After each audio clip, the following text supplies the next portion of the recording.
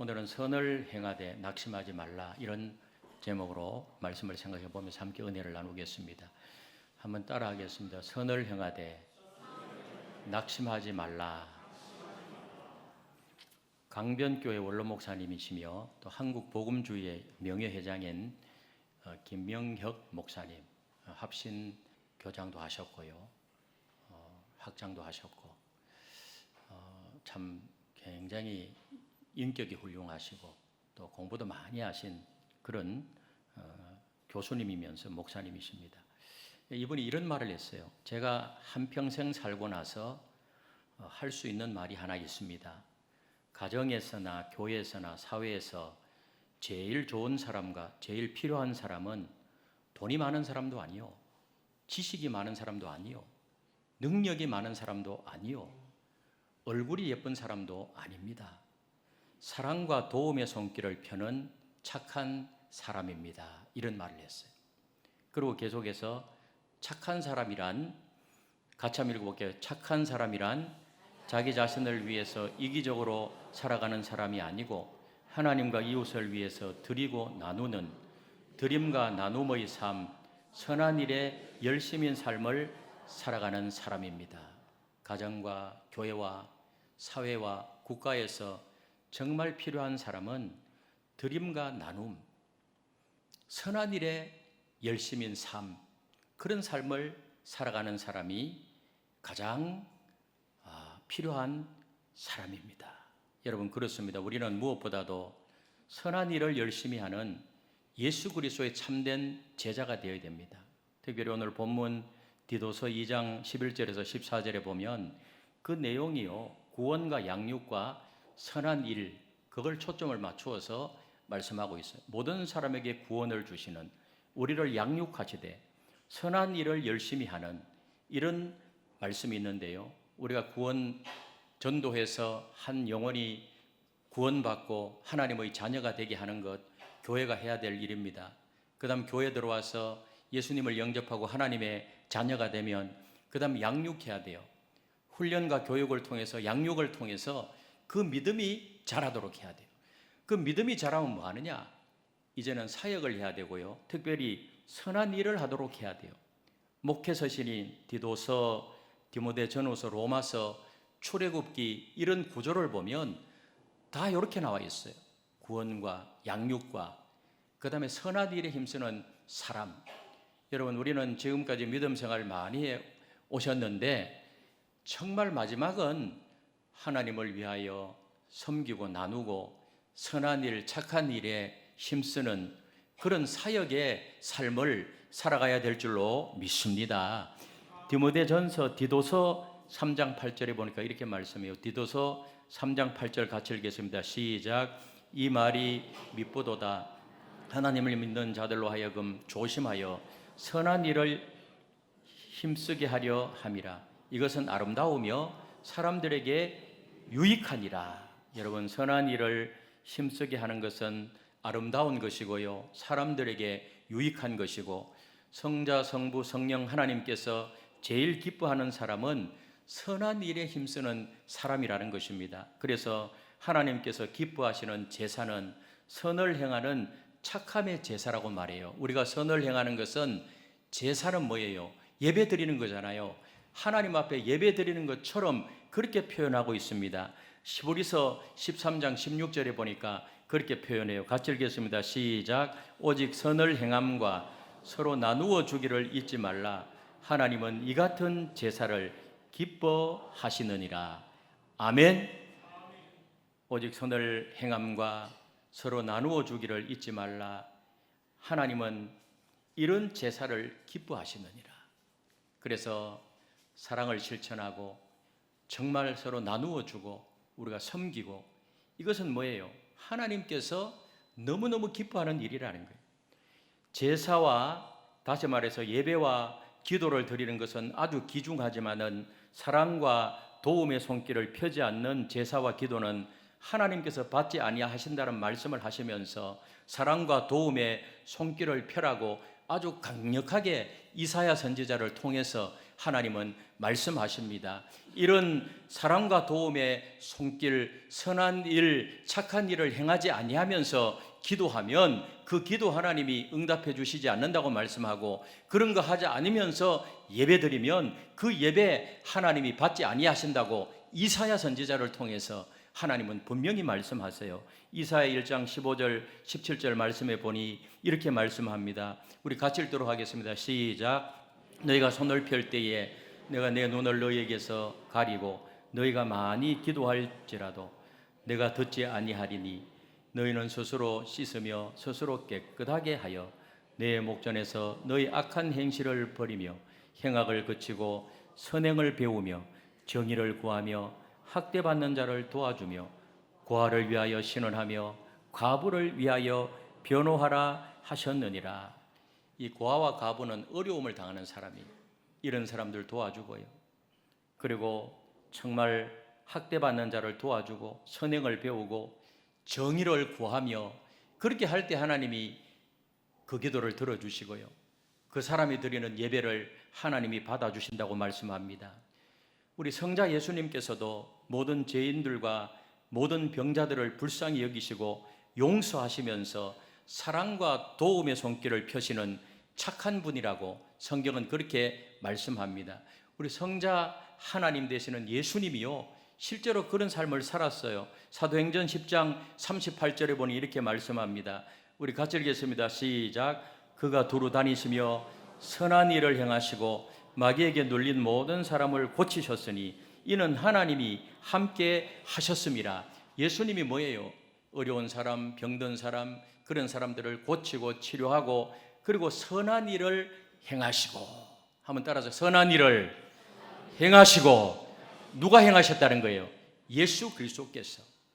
우리 하나님이 그렇게, 성부 하나님이 그렇게 말씀하시고 예수님도 실제로 그런 삶을 사시고, 성자 예수님께서는 또한 제자들을 향해서, 교회를 향해서 착한 행실을 나타내 보임으로 하나님께 영광을 돌리라, 이렇게 분명하게 예수님은 말씀하셨습니다. 마태복음 5장 16절에 보니까 그렇게 말씀해요. 같이 읽겠습니다. 시작. 이같이 너희 빛이 사람 앞에 비치게 하여 그들로 너희 착한 행실을 보고 하늘에 계신 너희 아버지께 영광을 돌리게 하라. 할렐루야.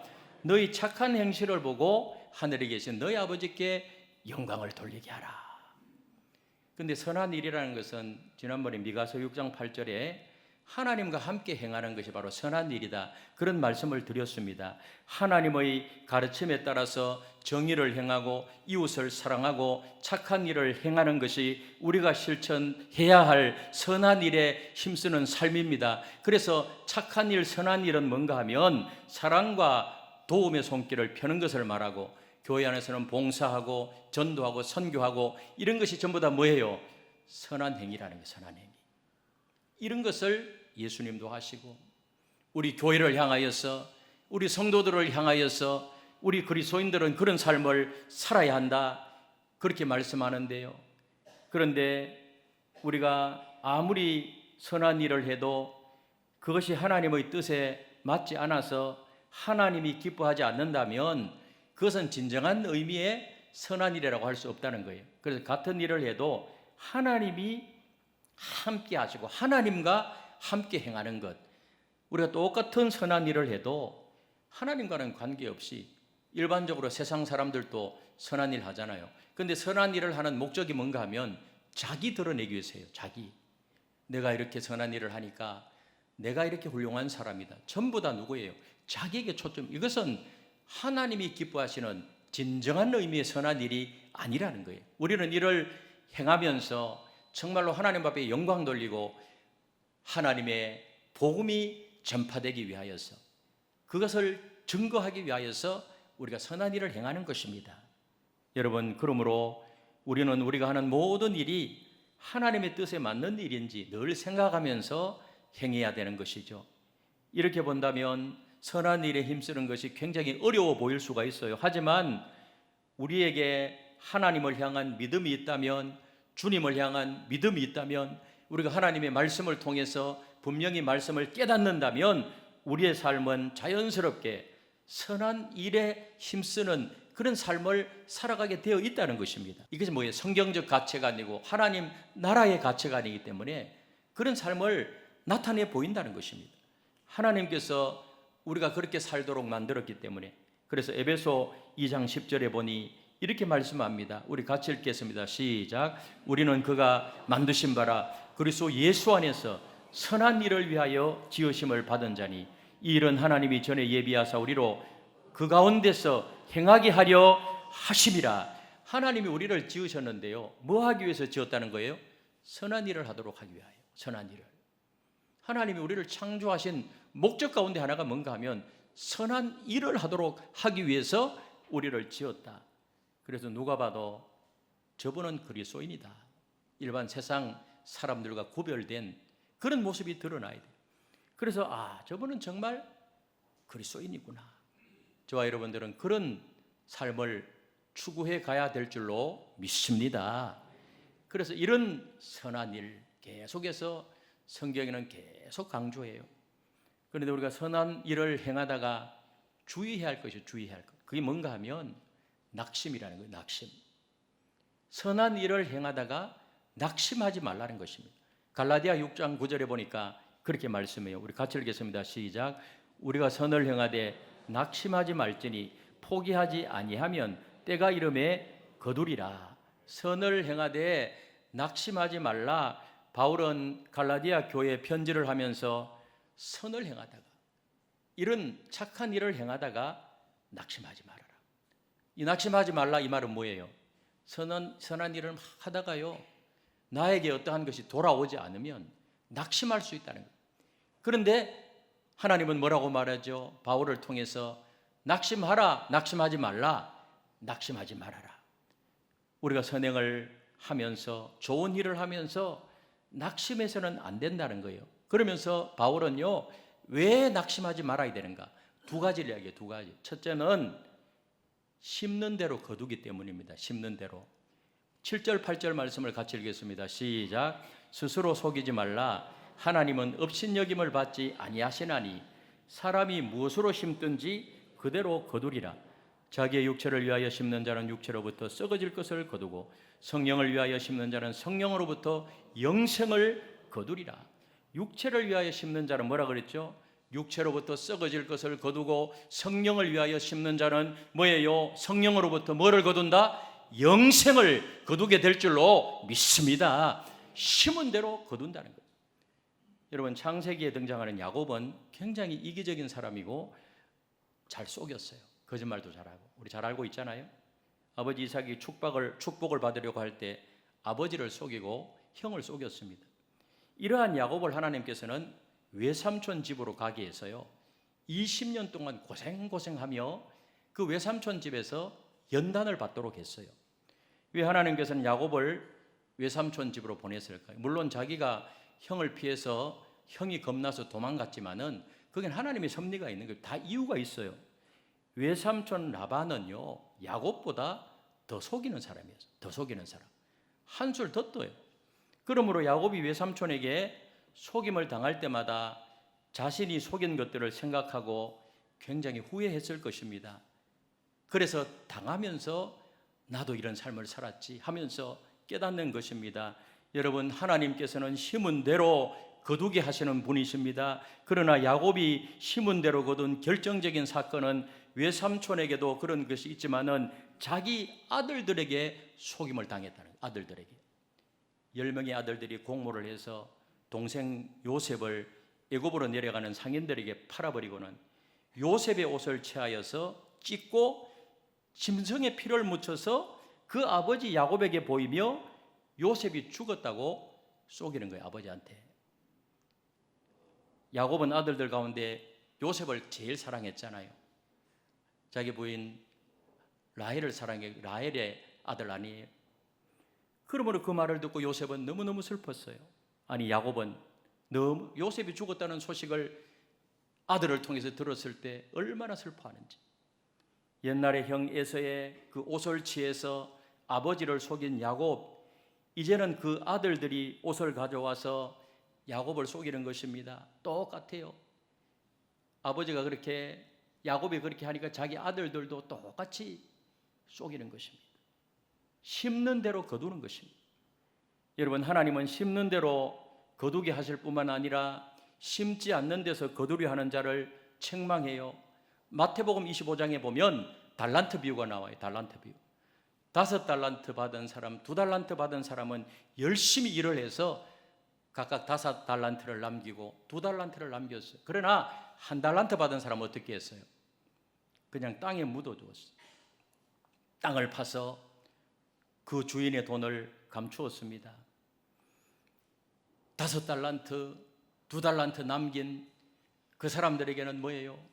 주인이 착하고 충성된 종화하면서 칭찬했습니다. 그러나 1달란트 받아가지고요, 땅에 묻어둔, 그래서 그대로 내놓은 그 사람에게는 뭐라고 말해요? 막 책망을 해요. 주인이. 악하고 게으른 종아, 나는 심지 않는 데서 거두고 해치지 않는 데서 모으는 줄로 내가 알았느냐? 하나님의 축복은 심은 데서 거두는 것이지 심지 않는 데서 거두는 것이 아니라는 것입니다. 그러므로 우리는 심은 데서 거두려고 해야지 심지 않는 데서 거두려 해서는 안 된다는 것입니다. 도둑하고 강도는요, 자신이 심지 않고 다른 사람이 심은 것을 가지려 해요. 자신은 저는 심지 않았어요. 다른 사람이 심어놓은 것을 가지는 것은 뭐예요? 그건 도둑이에요. 도둑. 예?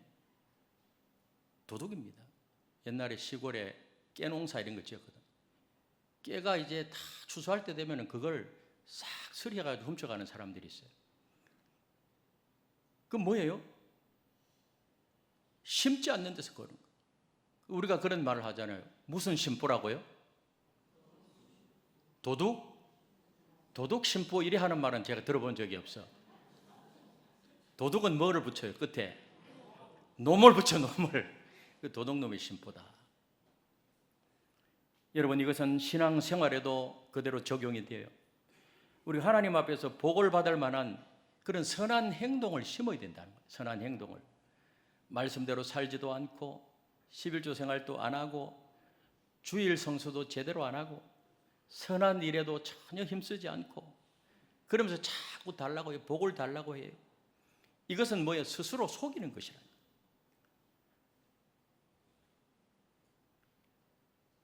어떤 교회에 교구를 담당한 여전도사님이요, 근심 어린 얼굴을 하고 와서 어떤 성도로부터 개업 예배를 부탁받아요. 개업 예배. 무슨 개업 예배인가 하면 생맥주집을 개업하는데 와서 예배 드려달라는 거예요. 그런 거 하면 절대로 교역자한테 예배다 드려달라 소리 하지 마세요. 진짜 곤란해요. 그 교회 목사님이 그래도 그 교인이 또 상처받을까 싶어서 또 갔대요. 가서 기도를 하는데, 보통 우리가 그런 데 가면은 내 시작은 미약했지만은 내 나중은 힘이 창대해지고 지경이 넓어져가고 이런 기도가 안 되더라는 거야. 그럼 뭐라고 기도해야 되겠어요? 뭐라고? 하나님, 빨리 다른 업종으로 바꾸게 하십시오. 그 안에는 빨리 망하게 하십시오. 이 말이 포함되어 있잖아요. 예수를 믿는 사람은 사업을 해도 복받을 만한 사업을 해야 되고, 사업의 방법도 복을 받을 만한 방법을 해야 되고, 여러분 사업을 계획할 때도 이 사업이 정말 하나님이 기뻐하실 것인지, 내가 주일 성수하는데 지장이 없는 것인지, 나의 영적 생활에 유익한지, 이런 것을 생각하고 사업을 시작해야 됩니다. 우리 하나님은 업신여김을 받지 아니하시는 분이기 때문입니다. 갈라디아 6장 7절에 보니 이렇게 말씀해요. 같이 읽겠습니다. 시작. 스스로 속이지 말라. 하나님은 업신여김을 받지 아니하시나니 사람이 무엇으로 심든지 그대로 거두리라. 업신여김을 받지 아니하시나니. 여기서 업신여김을 받지 아니한다, 이 말은 코를 치켜 올린다 혹은 코웃음 친다 이런 뜻이에요. 하나님을 우롱하는 그런 행동이라는 거예요. 우리가 하나님을 우롱하는 그런 행동을 해서 되겠어요? 사람들이 팥을 심어놓고 콩을 거두려는 자세를 가진다면 이와 같은 자세, 곧 하나님을 업신여기는 악한 자세가 된다는 것입니다. 하나님의 원칙과 하나님의 원리는 심은 대로 거둔다고 하는 것이 하나님의 진리요 원칙이라는 사실을 믿으시기를 바랍니다. 팥을 심으면 뭐를 거두어요? 팥을 거두고 콩을 심었다면 콩을 심는 것이 이것이 자연에 이치면서도 하나님의 진리예요. 그러므로 내가 현재 선을 행하고 있다면 반드시 선한 열매를 맺게 될 줄로 믿습니다. 악한 것을 심고 있다고 하면 지금은 별거 아닌 것 같아도 반드시 악한 것에 열매를 맺게 되어 있다는 거예요. 여러분들 중에 혹시 하나님의 뜻대로 사업을 하고 있는데 그 사업이 잘 안 되십니까? 불신 가족을 위하여 기도하며 선을 힘쓰는데 아직 응답이 없으십니까? 내가 사랑과 도움의 손길을 펴는 그런 착한 일을 하는데도 억울하게 그렇게 오해를 받고 있습니까? 절대로 낙심하지 마시기를 바랍니다. 하나님은 반드시 심는 대로 거두게 하실 줄로 믿습니다. 이게 하나님의 원리라는 것이죠. 그래서 낙심하지 말라는 것입니다. 그러나 현재 나에게 고통이 없다고 하여 완고한 심령을 가지고 계속해서 혈기와 욕심과 자기 만족을 위하여 심는다면 돌이킬 수 없는 그런 날이 돌아올 것입니다. 심는 것을 따라서 노년이 불행하게 되든지 아니면 장차 주님 오시는 그날에 슬피 울게 될 것입니다. 하지만 현재 고통이 있다고 해도 장래의 소망이 있다고 하면 그것은 바르게 사는 것입니다. 행복한 것입니다. 그러나 아무리 현재가 평안하다고 해도 장래의 소망이 없다면 그것은 불행한 것입니다. 심은 대로 거두는 거예요. 심은 대로. 교회 다니면 술 먹고 담배 피우는 거 그 죄예요, 죄 아니에요? 이런 질문 요즘은 잘 안 해요. 그걸 자꾸 종교적으로 접근하지 마시고 하나님 우리 성령의 전인데 건강의 면으로 접근해야 돼요. 담배를요 한 30년, 40년 하루에도 뭐 2갑씩 이렇게 피워보세요. 3, 40년 후에 어떤 결과가 나오느냐. 예? 폐암 아니면 얼굴이 시커멓게 되든지, 예? 아이고 냄새 너무 막 나니까 곁에 오지 말라고 이렇게 왕따 당하든지 심은 대로 거둔다니까요. 그래서 오늘 혹이라도 건강에 해로운 담배를 아직도 끊지 못했다고 하면은 나사렛 예수 이름으로 끊어질지어다. 뭐를 위하여? 내 건강을 위해서. 건강하게 오래 사셔야 되잖아요. 그런 관점으로 우리가 늘 접근하셔야 돼요. 그리고 두 번째로 포기하지 아니하면 때가 이름에 거두기 때문입니다. 9절에 보니까 이렇게 말씀해요. 9절에 같이 읽겠습니다. 시작. 우리가 선을 행하되 낙심하지 말지니 포기하지 아니하면 때가 이름에 거두리라. 때가 이름에 거두게 될 줄로 믿습니다. 사람이 무엇으로 심든지 다 그대로 거두게 되는데요. 거두게 되는 때가 있다는 거예요. 때가. 심는 때가 있고 열매 맺는 때가 있다는 것입니다. 이건 뭐예요? 하나님의 정해지신 때가 있다는 거예요. 하나님은 때로 오늘 심어서 내일 거두게도 하시고요. 금년에 심었는데 내년에 거두게도 하시고, 젊어서 심었는데 노년에 거두게도 하시고, 우리 시대에 안 거두면 우리 후손들이 거두게도 하시고, 나아가서 금생에 심어서 내생에 거두게도 하시고요. 그때가 언제인지 우리는 분명하게 알 수가 없습니다. 그러나 때가 이르면 정확하게 하나님께서 심은 대로 거두게 하실 줄로 믿습니다. 때가 되면 반드시 거둔다. 반드시. 어느 무더운 여름날 미국의 메릴랜드의 한 마을에 남루한 복장의 고학생이 나타났습니다. 이 고학생 굉장히 가난해요. 이 고학생은요 그 책을 팔러 다녔어요. 알바를 하는 거죠. 이 청년은 굉장히 더위와 굶주림에 지쳐 있었어요. 그는 이 마을 입구에 허름한 집을 방문했습니다. 책을 팔기 위해서. 그런데 그 집에 노크를 하니까요, 한 소녀가 이 학생을 맞이한 거예요. 그러면서 우리는 너무 가난해서 책을 살 수가 없어요. 이렇게 이야기했어요. 이 여자 소녀가. 괜찮습니다. 지금 제가 목이 너무 마른데 이마에 땀을 닦아내면서 시원한 우유가 있으면 우유 한 잔 부탁합니다. 이랬어요. 소녀는 쟁반에다가 우유 한 잔이 아니라 2잔을 담아가지고 정성껏 대접을 했어요. 이 고학생은 이 소녀의 친절에 감동이 되어서 수첩에 그녀의 이름을 적어 놓았어요. 이름이 무엇입니까? 20년의 세월이 흘렀어요. 여러분 20년이 금방 지나가 버리면 20년이 얼마나 빨리 지나가는지 몰라요. 20년 후에 메릴랜드 병원에 한 여성 중환자가 실려왔습니다. 병원장 하워드 켈리 박사는요, 의사들을 총동원해서 저 환자 반드시 살려내라. 그래서 총동원되어서 그 환자를 살려냈습니다. 그러나 여인은요, 1만 달러가 넘는 그 치료 청구비를 받아들고 한숨을 토했어요.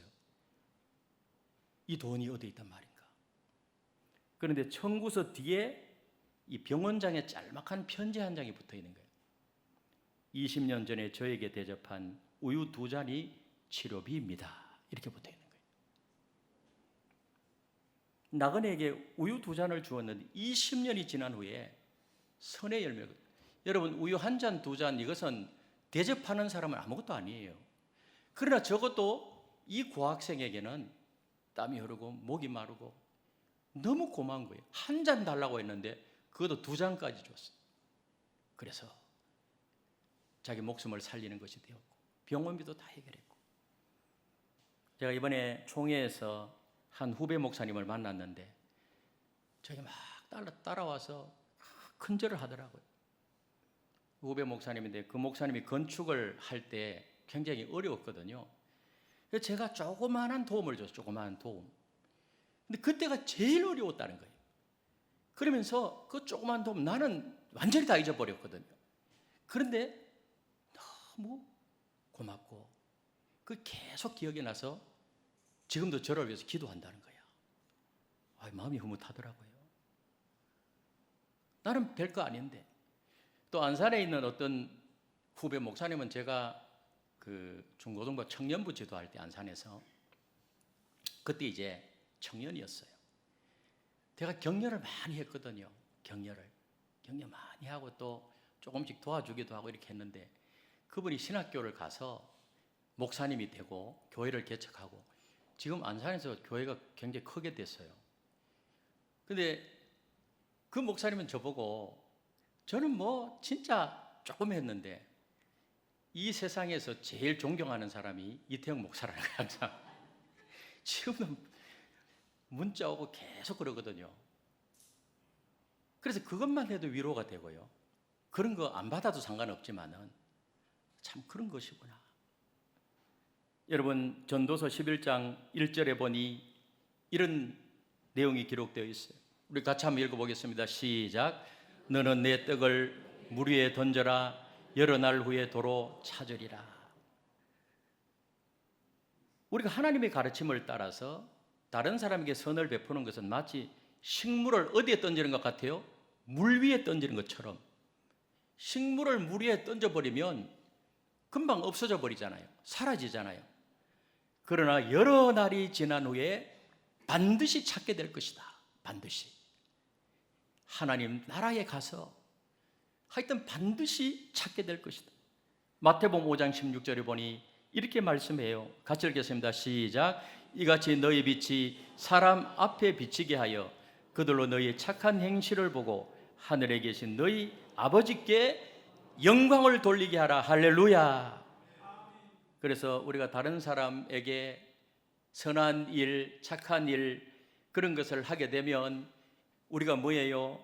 복음을 증거하면 착한 행실은 내가 증거하는 복음이 참된 것임을 증명하는 것입니다. 여러분 이 착한 행실을 통하여서 우리가 복음을 전하게 되면 우리 행실을 통해서 특별히 가족 구원은 더 중요한 것이죠.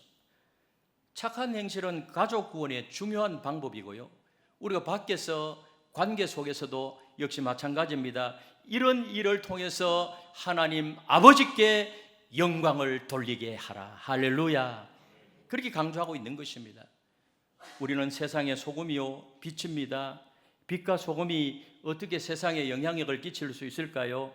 소금이 소금으로서 역할을 다하기 위해서는 자신이 녹아야 돼요. 그리고 빛을 발하려면 심지가 타야 합니다. 녹아지지 않고 태워지지 않고는 아무 역할도 할 수가 없습니다. 그거는 있으나 마나한 것입니다. 그러자면 뭐가 필요한가 하면 인내가 필요하다. 인내. 분명한 것은, 심은 것은 반드시 거두게 될 날이 돌아오게 된다는 것입니다. 만약 내 성전이 받지 않으면 내 후손이 반드시 거두어요. 그래서 시편 37편 25절에 보니까 아주 중요한 말씀이에요. 같이 읽겠습니다. 시작. 내가 어려서부터 늙기까지 의인이 버림을 당하거나 그의 자손이 걸식함을 보지 못하였도다. 의인이 버림을 당하거나 그의 자손이 그랬잖아요. 자손이. 그래서 우리가 지금 당대에 오늘 여기 말씀처럼 우리가 선한 일, 착한 일에 힘쓰는 그런 삶을 살게 되면 그 후손대에 가서도 거두게 된다. 이게 하나님의 말씀의 진리예요. 그런데 정반대로 우리 당대에 잘못하게 되면 안 좋은 열매를요 후손이 거두게 될 수도 있어요. 제가 어떤 기사에 보니까 이완용 알죠? 이완용은 우리나라를 팔아먹은 사람이잖아요. 그 후손들이 땅을 가지고 있었거든요. 근데 그 땅을 전부 다 도로 환수를 해버렸어요. 자, 그걸 한번 봤어요. 이완용은 벌써 오래된 사람이잖아요. 그 자손들이 무슨 죄가 있어요? 이완용 자손들은 죄가 없어요. 자손들이 나라 팔아먹은 거 아니잖아요. 근데 조상이 잘못해서 자기 재산들, 그 자녀들의 재산까지 다 몰수당해 버린 거예요. 이런 모습을 보면 우리 당대에 잘못하게 되면 잘못한 것도 후손들이 거둘 수가 있는 거예요. 아시겠습니까? 고개를 끄덕끄덕 하시는데, 그래서 우리의 삶이 중요하다. 포기하지 아니하면 때가 이름에 거두리라. 시편 126편 5절 6절에 보니 이런 말씀을 하는 거예요. 같이 읽겠습니다. 시작. 눈물을 흘리며 씨를 뿌리는 자는 기쁨으로 거두리로다.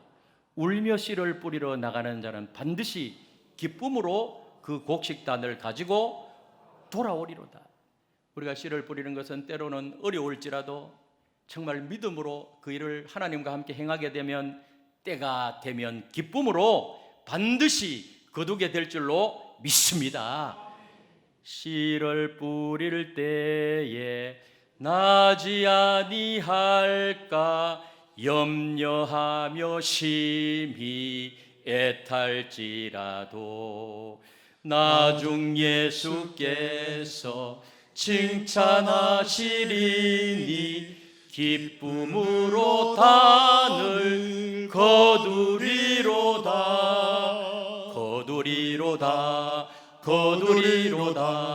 기쁨으로 단을 거두리로다.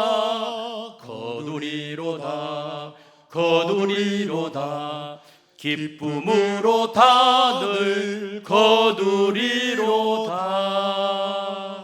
아멘.